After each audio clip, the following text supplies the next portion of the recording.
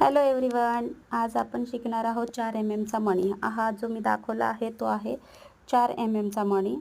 खाचेची बाजू वरती, प्लेन बाजू मणीवर आली पाहिजे, त्यामुळे मणी उडणार नाही आहे, बरोबर आरीच्या आत जाणार आहे। ठीक आहे, आरीची प्लेन बाजू बरोबर 4 mm च्या मणीवर दाखवल्याप्रमाणे घेऊया। जरीला खाचेमध्ये धरायचं आहे, खाली खेचलं की आरीवरून बरोबर खालच्या साईडला जाते। सेम प्रोसिजर, चेन स्टिच, छोटा मणी, एंड नॉट आणि आता 4 mm चा मणी। सगळ्यांची प्रोसिजर एकच आहे। हा बेस पक्का झाला तर तुम्ही लेवल काय सांगता येईल 3D 5D एकदम परफेक्ट करताल। ठीक आहे, असे 2-2 घ्यायचे, 3 नाही।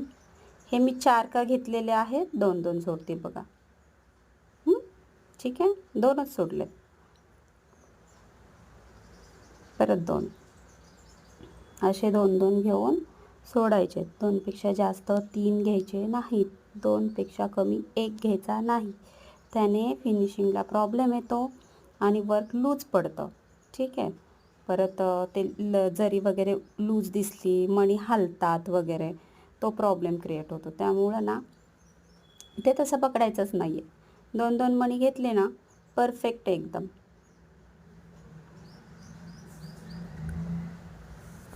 आणि आरी क्लास हा असा विषय आहे की त्याच्यासाठी मेहनत ही घ्यावीच लागते।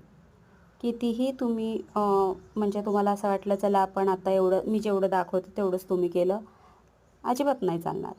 कारण तुम्हाला जर परफेक्ट व्हायचं आहे ना आरीमध्ये, तरी तुम्हाला रोजची डेली 1 तासाची प्रॅक्टिस हवी आहे। तुम्ही डेली 1 तास हे आरीसाठी बसलेच पाहिजे।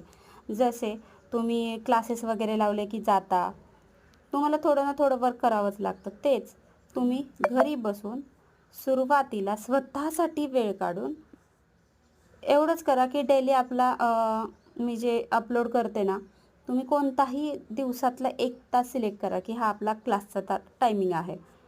क्लासला बसल्यासारखं घरात बसायचं, डेली 1 तास बसायचं, काम व्यवस्थित पाहायचं कसं आणि एवढं हार्ड नाही शिकवत आहे की तुम्हाला जेणेकरून ते डोक्यातच जाणार नाही आहे।